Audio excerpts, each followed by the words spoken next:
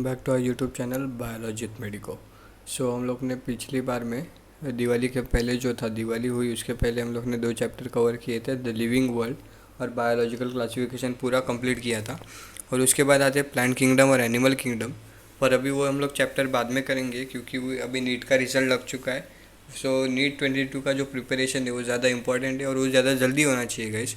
ये जो बचे कुचे जो चैप्टर है, मतलब प्लांट किंगडम और एनिमल किंगडम, जो फर्स्ट यूनिट के चैप्टर थे हम लोग बाद में करेंगे क्योंकि एग्जाम्पल ज़्यादा है, याद करने में ज़्यादा दिक्कत होगी और ज़्यादा टाइम जाएगा इस चैप्टर्स में।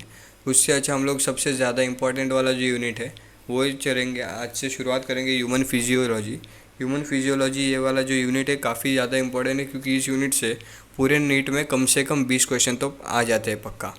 अगर ये आपको ये 20 क्वेश्चंस करने तो अभी हम लोग को 2 चैप्टर छोड़ के चैप्टर नंबर 16 पे जंप करेंगे। आज चैप्टर नंबर 16 करेंगे ह्यूमन फिजियो का।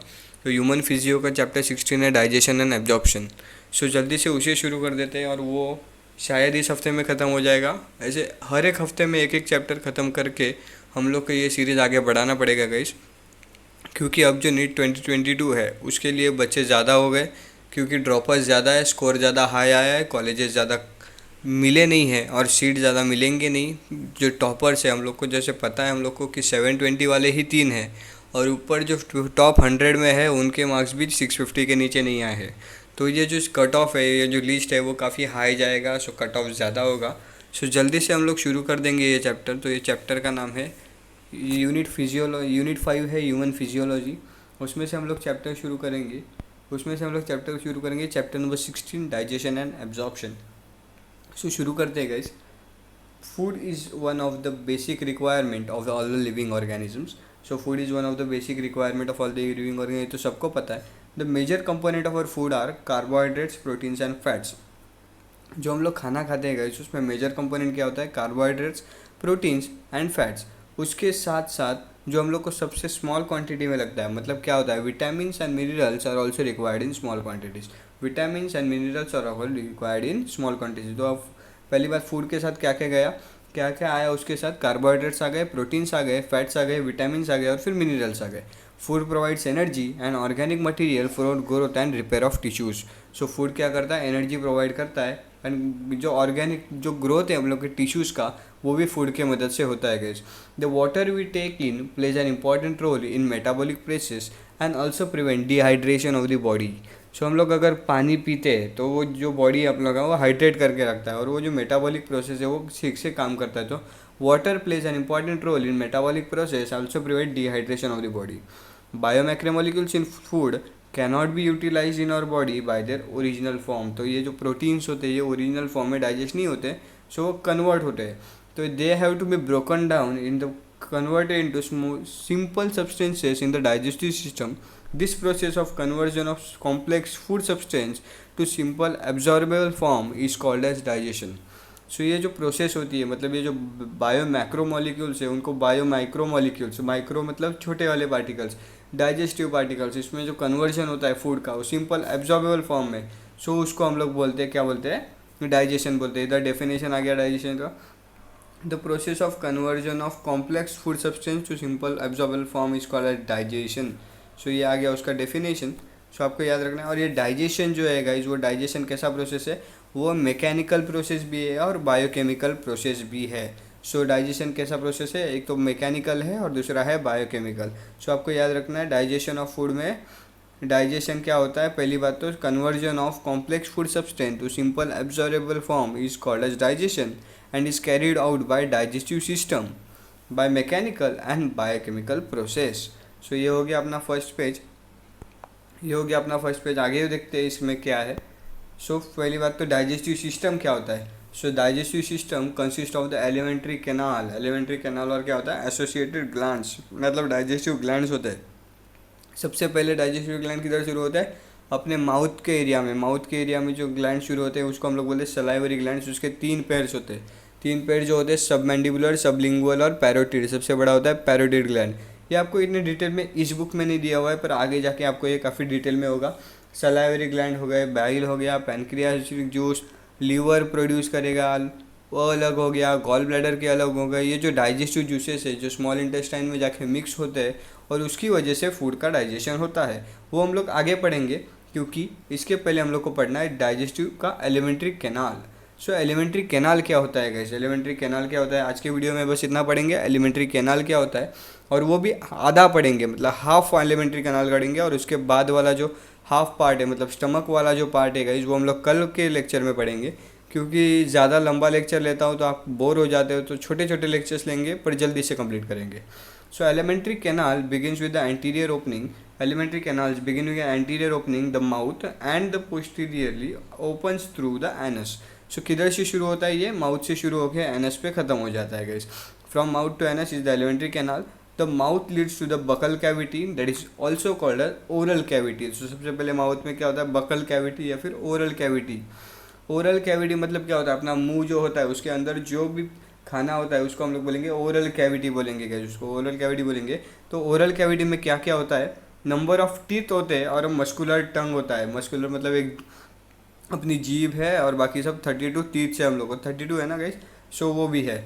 Each tooth is embedded in A socket of jaw bone.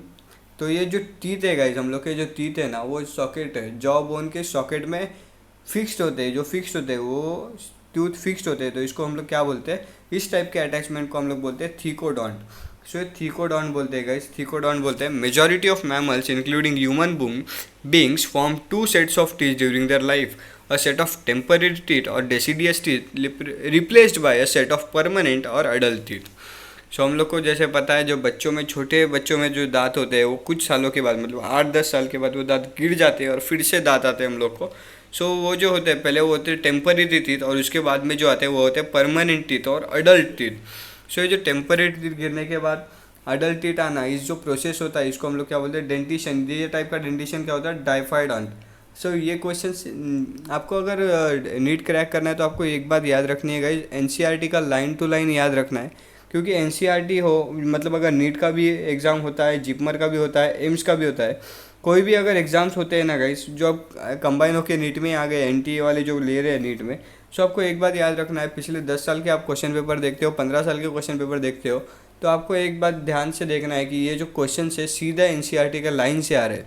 सो अगर आप एनसीईआरटी बुक 10 बार पढ़ रहे हो या फिर 5-6 बार तो कम से कम पढ़ना है आपको, उससे आपको क्या मिलेगा, मार्क्स गेन करने का पावर मिलेगा। क्योंकि आप जो क्वेश्चन अटेम्प्ट करोगे आपको ऐसे लगेगा अरे नहीं ये तो मैंने पढ़ा हुआ है। सो वो जो पढ़ने का जो तरीका है ना वो आपको बता रहा हूँ मैं।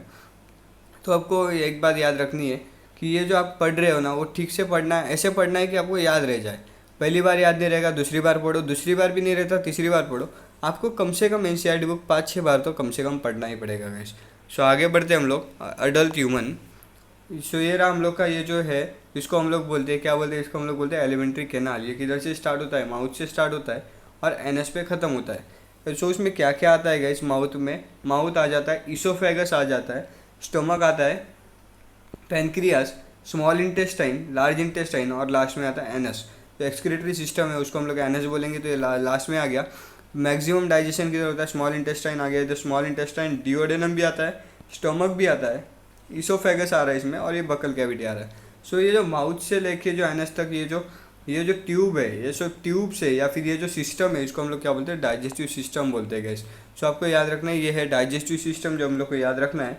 और उसके बाद आता है हम लोग क्या देखेंगे, उसके बाद ये जो टीथ है, human adult has 32 permanent teeth. हम लोग को ये टीथ कितने होते हैं, 32 परमानेंट टीथ होते हैं हम लोग के इसमें, 32 दांत होते हैं, सबको मालूम होगा वो तो। बस उसको याद रखना है कि उसमें 4 टाइप के होते हैं। सो इसको क्या बोलते हैं, हेटेरोडॉन डेंटिशन। क्योंकि हम लोग के जो ह्यूमन टीथ है वो 4 टाइप्स के होते हैं। 4 टाइप्स कौन से होते हैं guys, incisors, canines, premolars and molars. So ये 4 टाइप्स कौन से होते हैं, incisors, canines, premolars and molars. Arrangement of teeth in each upper half and a lower jaw in order IC, PM and M। मतलब I मतलब incisors हो गया, C मतलब कैनाइन्स, प्रीमोलार्स एंड मोलार्स। ये जो अरेंजमेंट होता है गाइस, ये वाला जो अरेंजमेंट है, इधर देखो, incisors, canines, premolars and molars is represented by dental formula. Human dental formula क्या होता है, आपको ये क्वेश्चन नीट में ज़रूर दिखेगा। अगर आप पिछले 10 साल के क्वेश्चन पेपर देखते हो तो 5 साल में आपको ये क्वेश्चन दिखेगा। Dentine formula of a human being is 2123/2123, 2123/2123। सो ये जो डेंटल फॉर्मूला है गाइस वो आपको देखने को मिलेगा हाँ, हम लोग आगे एक तस्वीर देखते हैं। आ जाइए, ये वाला तस्वीर जो है, ये देखो, ये वाला तस्वीर है, इसमें हम लोग को देखने को मिलेगा कि ये रहा आगे इंसीजर्स है। इंसीजर्स कितने, 2 इंसीजर्स है गाइस, 2 इंसीजर्स दिख रहे हैं आपको। फिर आता है एक कैनाइन, एक कैनाइन है, ये टीयरिंग के लिए, ये फाड़ने के लिए काम आता है। मतलब ये कोई भी अपने हार्ड सरफेस वाले हार्ड चीज़ है उसको फाड़ने के लिए काम आएगा। और चीविंग के लिए बाकी प्रीमोलार्स है, 4 नंबर और 5 नंबर प्रीमोलार्स है। और फिर लास्ट के 3 जो है, लास्ट के 3 क्या है, मोलार्स है। और ये देखो, इसको हम लोग क्या बोल रहे थे, इसको थीकोडोन बोल रहे थे, डाइफाइडोन बोल रहे थे, और हेटेरोडोन। तो थीकोडोन क्यों बोल रहे थे, ये जो सॉकेट्स है, ये जो सॉकेट्स है गाइस, जिसमें दांत रहते हैं, सो ये सॉकेट्स की वजह से इसको थीकोडोन बोलते हैं। 2 टाइप्स होते हैं डिफरेंट, परमानेंट टीथ और टेम्पररी टीथ। तो टेम्पररी और परमानेंट की वजह से इनको डाइफाइडोन बोलते हैं। और फिर हेटेरोडोन, मतलब 4 टाइप्स के टीथ है ना, incisors, canines, premolars and molars, इसलिए इसको बोलते हैं heterodont type of dentition. So dentition कैसा होता है हम लोग का, डाइफाइडोन, हेटेरोडोन और थीकोडोन। सो क्यों होता है वो तो आपको मालूम पड़ गया अभी। और ये जो है ये काफ़ी इंपॉर्टेंट है गाइस। इसके बाद आता है ये वाला जो है, पहले आते हैं इंसीजर्स, 2 इंसीजर्स आते हैं, एक कैनाइन आता है, 2 इंसीजर के बाद एक कैनाइन, फिर से 2 प्रीमोलार्स आते हैं, और फिर 3 मोलार्स आते हैं। और उसके बाद ये वाला जो हाफ साइड हो गया अपर जॉ, और फिर वही हाफ नीचे होगा 2 1 2 3 incisors, canines, premolars and molars. मतलब आपको याद रखना ICPM and M, ICPM and M, 2 1 2 3, 2 1 2 3। Okay guys, so आपको याद रहना चाहिए। जो डेंटल फार्मूला है अडल्ट ह्यूमन बीइंग का, अडल्ट ह्यूमन बीइंग का डेंटल फार्मूला क्या है, 2 1 2 3 है। अडल्ट ह्यूमन बीइंग का डेंटल फार्मूला 2 1 2 3 है। उसके बाद आता है the hard chewing surface of teeth is made up of enamel which helps in mastication of food. तो मास्टिकेशन क्या होता है गाइस, मास्टिकेशन मतलब proper mixing of food, proper mixing of food. The tongue is the freely movable muscular organ attached to the floor of the oral cavity by the frenulum। the tongue क्या होती है, muscular organ है, attached to the oral cavity by the frenulum। the upper surface of the tongue has small projections called papillae which bears taste buds। so ये जो टंग होता है उसके अपर part में क्या होता है, अपर पार्ट में क्या होता है, टेस्ट बर्ड्स होते हैं। और वो किसको, टंग को अटैच टू किससे होती है, floor of the oral cavity by the frenulum. Frenulum से ओरल कैविटी पे अटैच होती है। और अपर सरफेस पे होता है पैपिला, उसको हम लोग बोलते हैं टेस्ट बर्ड्स। सो ये देखते हैं, ये रहे टंग। और इसके बाद ये जो है एपिग्लॉटिस, मतलब ये फ्लैप है जो, एपिग्लॉटिस तो सबको मालूम होगा अगर आप पढ़ रहे हो इतने साल से, और अगर ड्रॉपर भी हो या फिर फ्रेशर हो फिर भी आपको ये मालूम होगा कि एपिग्लॉटिस क्या होता है। उसके बाद आते हैं ये जो है पैपिले दिख रहे हैं, देखो इधर वायलेट पैपिले, फंजीफॉर्म पैपिले। और ये पैपिले मतलब क्या होते हैं मालूम है, ये टंग है ना, उसके ऊपर ये जो टेस्ट बर्ड्स है, डिफरेंट टेस्ट जो हम लोग को मिलती है वो टेस्ट बर्ड्स है, उसको हम लोग बोलेंगे पैपिले। सो ये आपको डिटेल में आगे पढ़ने को मिलेगा, पर आपको इतना याद रखना है कि जो टंग के अपर सरफेस पे जो स्मॉल प्रोजेक्शंस होते हैं वो प्रोजेक्शंस को हम लोग पैपिले बोलते हैं, और वो पैपिले को ही हम लोग बोलते हैं टेस्ट बर्ड्स। सो टेस्ट बर्ड्स कितने टाइप्स के होते हैं वो भी बता देता हूँ। 4 टाइप्स के होते हैं, फंजीफॉर्म होते हैं, फिलीफॉर्म होते हैं, विलेट होते हैं, और एक टाइप होता है। सो ये जो पैपिले है गाइस वो काफ़ी इंपॉर्टेंट होते हैं, टेस्ट बर्ड्स काफ़ी इंपॉर्टेंट होते हैं। सो आगे याद रखना है आपको बस कि टेस्ट बर्ड्स प्रेजेंट होते हैं ये पैपिले पे, और ये जो टंग है ओरल कैविटी पे अटैच होता है बाय द फ्रेन्युलम। फ्रेन्युलम की मदद से एक अटैच होता है ये फ्रेन्युलम की मदद से। The upper surface of the tongue has small projections called papillae which bear some of the taste buds. The oral cavity leads into शॉन pharynx. So pharynx which serve as a common passage for food and air. तो common passage, pharynx क्या है, common passage for food and air है। The esophagus and the trachea opens into the pharynx। The esophagus and the trachea opens into the pharynx। ओ esophagus क्या होता है, ये food pipe हो गया, और ये ट्रैकिया जो है वो विंड पाइप हो गया। ये जो 2 कॉमन है गाइज वो ओपन होंगे फेरिंग्स में। और इसके बाद ये cartilaginous flap, the cartilaginous flap called the epiglottis prevents the entry of food into the glottis. Opening of the windpipe. So पहली बात आपको ये वाला जो सेक्शन है ना गाइस, ये वाला जो पार्ट है ना, इधर से ओरल कैविटी से लेके नीचे वाला जो पार्ट है वो काफ़ी ज़्यादा इंपॉर्टेंट है, क्योंकि इसमें काफ़ी ज़्यादा क्वेश्चनिंग कंफ्यूज होते हैं। पहली बात तो ये शॉर्ट ओरल कैविटी मतलब कॉमन पैसेज क्या है, उसको ऑप्शन अलग अलग होगा, इसोफेगस होगा, लैरिंग्स होगा, फेरिंग्स होगा, ट्रेकिया होगा। सो उसको आपको याद रखना है कि ये जो कॉमन पैसेज है उसको हम लोग बोलते हैं फेरिंग्स। फूड है उसमें अगर पास होता है तो उसको हम लोग बोलेंगे इसोफेगस, और अगर एयर पास हो रही है तो उसको हम लोग बोलेंगे ट्रेकिया। और ये जो इसोफेगस है और ट्रेकिया है वो ओपन होते हैं फेरिंग्स में। ये ज़्यादा कंफ्यूजिंग है तो आपको ये ज़्यादा याद रखना होगा। Cartilaginous flap called as epiglottis prevent the entry of food into the glottis, opening in the windpipe. During swallowing, the esophagus is a thin long tube which extends posteriorly, passing through the neck, thorax and diaphragm and leads to the J-shaped bag. So पहली ये वाला जो diagram देखा था हम लोग ने, इसके पहले ये वाला डायग्राम देखा। सो ये जो माउथ है उसके बाद हम लोग जाते हैं फेरिंग्स की तरफ, और फेरिंग्स के बाद इसोफेगस जो है वो इसोफेगस जाता है जे शेप बैग स्टमक की तरफ जाता है। गाइस किधर जाता है? जे शेप बैग स्टमक की तरफ जाता है। सो हम लोग अभी स्टमक के बारे में पढ़ेंगे। और स्टमक क्या है वो देखेंगे। Stomach is a structure, J shape structure called stomach, a muscular sphincter, मतलब आगे ये जो स्टमक है गाइस, ये इसोफेगस दिख रहा है और इधर स्टमक इधर से स्टार्ट हो रहा है। सो ये जो स्टमक है उसका ओपनिंग जो होता है वो ओपनिंग गार्ड करेगा। ओपनिंग जो होता है इसोफेगस का स्टमक में वो होता है, उधर होता है एक स्पिंटर, मतलब क्या होता है, मसल होता है जो बैक फ्लो होता है, फूड का बैक फ्लो होता है वो प्रिवेंट करने के लिए उधर एक मसल होता है, muscular sphincter called as gastro oesophageal. पहले गैस्ट्रो मतलब स्टमक में तो गैस्ट्रो, इसोफिगस से स्टार्ट होके गैस्ट्रो में जा रहा है और उधर बीच में है तो gastro oesophageal sphincter. The stomach is located in the upper left portion of the abdominal cavity. So ये जो एब्डोमिनल कैविटी है अपर पार्ट में, लेफ्ट पार्ट में जो होता है वो स्टमक होता है हम लोग का। और ये जो स्टमक है 4 पार्ट में डिवाइडेड है, a cardiac part, a fundic part, a body and a pyloric part. So पहली बात कार्डियक फर्स्ट पार्ट, फंडस, फिर आता है बॉडी और फिर आता है पाइलोरिक पार्ट। सो इसमें से जो मेन पार्ट है, मेन सेंट्रल पार्ट है, इसको बॉडी है वो सबसे ज़्यादा मेन पार्ट है विच opens into the small intestine. ये जो पाइलोरिक पार्ट है गाइस, ये पाइलोरिक पार्ट आगे जाता है स्मॉल इंटेस्टाइन। स्मॉल इंटेस्टाइन क्या होता है? Duodenum, jejunum and ileum. So ये डिओडेनम, जेजुनम और इलियम है, ये हम लोग को डिटेल में काफ़ी पढ़ना है गाइस, तो आपको याद रखना है। स्टमक वाला जो पार्ट है किधर से ओपन हो रहा है? Stomach is located in the upper left quadrant of the abdominal cavity, has major parts, cardiac part, fundic part, body part and the pyloric part. आपको ये अभी से काफ़ी ज़्यादा इंपॉर्टेंट है, क्योंकि अगर अब आगे आपका सिलेक्शन हो जाता है नीट 22 के बाद, अगर आपका सिलेक्शन हो जाता है फिर भी आपको ये अगर जब डिटेल में पढ़ाया जाएगा, सब कोई भी प्रोफेसर आपको ये पूरा वापस नहीं रिपीट करेगा, वो बस इम्पोर्टेंट वाला मतलब नया वाला जो सेक्शन है उसके लिए वही पढ़ाएगा। जो पुराना वाला पार्ट है जो एनसीईआरटी में दिया गया उनको मालूम होता है वो नहीं पढ़ाएंगे गाइस। सो आपको अभी से ध्यान देना है, ये जो पार्ट है स्टमक के 4 पार्ट से, स्टमक के cardiac part, fundic part, body and the pyloric part. उसके बाद ये जो पाइलोरिक पार्ट है गाइस वो डिओडेनम में ओपन हो रहा है, और डिओडेनम के भी 3 रीजन्स है। सी शेप डिओडेनम है, उसको बोलते हैं, क्या बोलते हैं उसको? डिओडेनम बोलेंगे स्मॉल इंटेस्टाइन में। उसके बाद लॉन्ग कॉइल्ड मिडल पार्ट है जेजुनम, और उसके बाद आता है हाईली कॉइल्ड इलियम। सो ये जो इलियम होता है guys, the opening of the stomach into the duodenum is guarded by the pyloric sphincter. So ये जो स्टमक का जो ओपनिंग है डिओडेनम में वो पाइलोरिक स्पिंटर से गार्डेड है।